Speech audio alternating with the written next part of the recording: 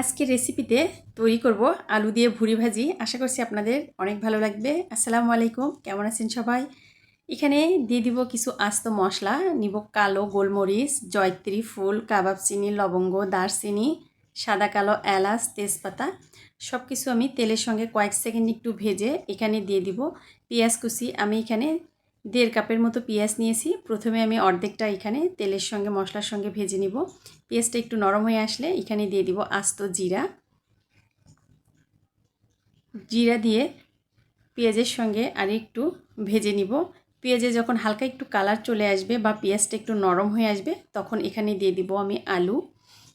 আমি সিলে টুকরো টুকরো করে কেটে নিয়েছি। দিয়ে দিলাম স্বাদ অনুযায়ী লবণ, হলুদের গুঁড়া, মরিচের গুঁড়া, আদা রসুন বাটা, কাঁচামরিচ কুচি সব কিছু আলুর সঙ্গে দিয়ে এখন আমি এটা একটু কষিয়ে নিব।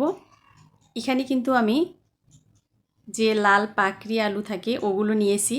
চাইলে আপনি হলেন আলু নিতে পারেন, তবে হলেন আলুগুলো কিন্তু খুব তাড়াতাড়ি সিদ্ধ হয়ে যায়। সেক্ষেত্রে কিন্তু পানির পরিমাণটা বুঝে দিয়ে দিতে হবে, খুব সামান্য একটু পানি দিয়ে দিতে হবে। সেক্ষেত্রে আলুটা আমি এখানে একটু কষিয়ে নিয়ে দিয়ে দিলাম হাফ কাপের একটু বেশি হবে গরম পানি, প্রায় 1.25 কাপের মতো। তবে হলেন আলু নিলে কিন্তু পানির পরিমাণটা আরেকটু কম দিতে হবে। এই আলুটা খুব তাড়াতাড়ি কিন্তু সিদ্ধ হয়ে যায়। আর এখানে নিয়ে নিলাম আমি এখন ভুড়িটা আগে থেকে রান্না করা ছিল। ভুড়ির মধ্যেও কিন্তু সব ধরনের তেল মশলা দিয়ে একেবারে রান্না করা ছিল। তারপরে এই ভুড়িটা এখন আমি আলুর মধ্যে দিয়ে ঢাকনা দিয়ে ঢেকে এটা কিছুক্ষণ আমি জাল করে নিব। চুলার জালটা মিডিয়াম থেকে হাই হিটে রেখে এটা আমি রান্না করে নিলাম কিছুক্ষণ। এখানে দিয়ে দিব এখন রসুন। এখানে আমি 3টে রসুন নিয়েছি, দেশি রসুন। এগুলো ছিলে রসুনের কোয়াগুলো খুলে নিয়েছি। আর এখানে এখন দিয়ে দিব বাকি যে অর্ধেকটা পেঁয়াজ কুচি ছিল ওই পেঁয়াজ কুচি।